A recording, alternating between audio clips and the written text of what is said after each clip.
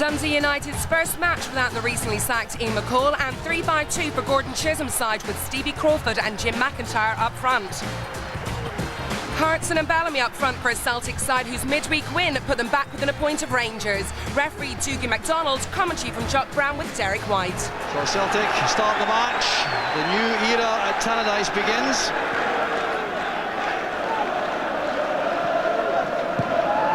Varga plates it in. Flicked on there for Bellamy! And cleared by Robson. Tony Bullock was in trouble there, all right.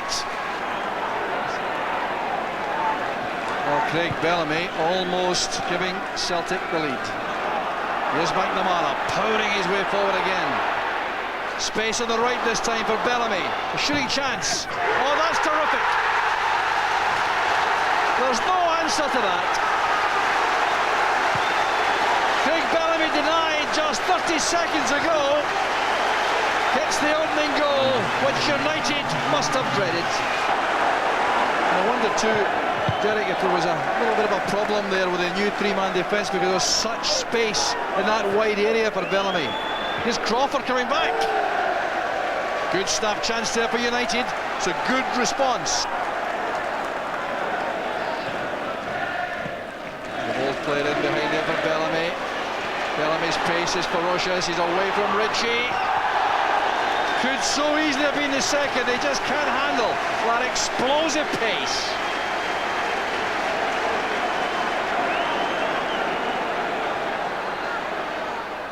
Here's Alan Thompson. That's Baldy! A great delivery into the box. But I think Bobby Baldy there, gets his head over the top of it. But Alan, just a strong player. Alan Archibald, having played with him at Thistle a few years ago. He's a very strong guy. There's McIntyre. It's a terrific finish for Dundee United. They're back in the match.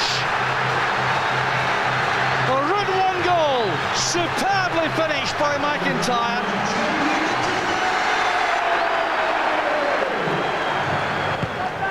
Well turned forward by Ritchie. No one on the right hand side though for Crawford's pass. Space here for Lawson to come forward. Bellamy makes the run. Oh, that is magnificent finishing by Craig Bellamy. Top draw stuff. Lawson, you see Bellamy pointing where he wants the ball. Great wiki pass, to be fair. And that's his left foot as well. The first goal was right foot, left foot. It's going to be a hat-trick day for Craig Bellamy. Thompson plays it in, here goes Varga, and a fine save by Bullock. Another high one in, which is not the kind of service I'm sure that McIntyre and Crawford would prefer. Deflection, there's troublesome. Good goalkeeping in the end by Douglas. It came off Neil Lennon. There's Mark Wilson with an excellent season despite United's troubles.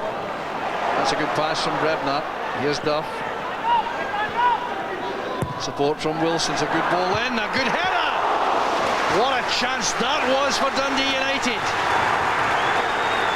Warm welcome the Celtic supporters for Chris Sutton. There'll be warm applause too for the departing hero, John Hartson. McIntyre finds Crawford, it may be his last contribution. Finds its way to McIntyre. This is Robson. What a goal by Barry Robson. United have equalised right out of the blue. That was magnificent, a great strike. I was just saying that I was thinking Stevie Crawford's getting tired. There's a good ball in. There's a mistake by Neil Lennon, the ball goes under his foot. I'll pick that one out. What a strike that is.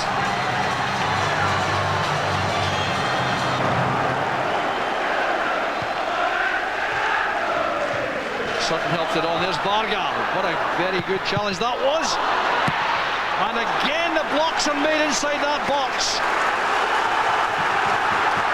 Thompson screening that for Lawson. Here goes Sutton.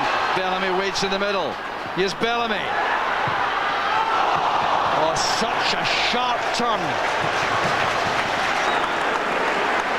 10,828, that's the attendance here at Tannadice. Oh, that's Bellamy through this time for the hat-trick. Mistake. Just the merest glimpse of goal was all he needed. Celtic take the lead again.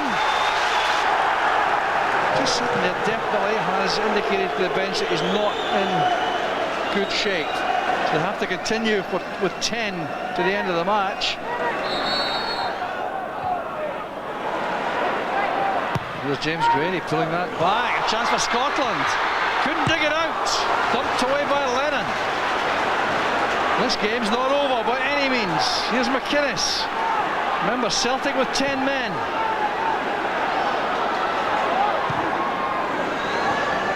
Scotland's headed again. Foul by McNamara on Brebner.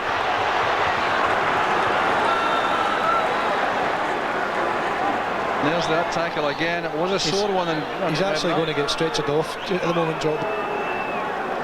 Well, this will be an interesting free kick here now, Joe. You know, is this going to be another wee twist in the game? Opportunity for United obviously to equalise. Wilson or Robson to take this free kick. Oh, that's a magnificent save from Douglas. Well, that could be so important in the championship race. The final whistle goes. Celtic are top of the league.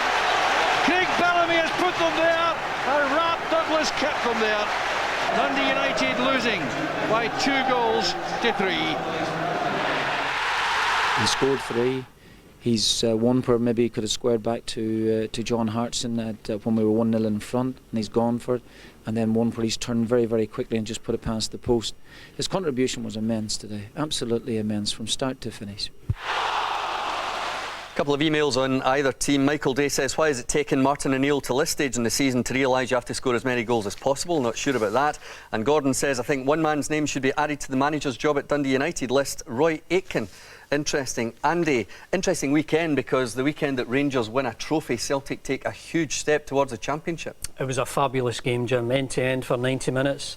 And unlike Celtic, they were gifting Dundee United a few chances, weren't solid at the back at all. That made for all the entertainment, all the excitement and drama. But the finishing, you have to say, was right out of the top drawer from both sides. And Dundee United, Bill, contributed so much to this game.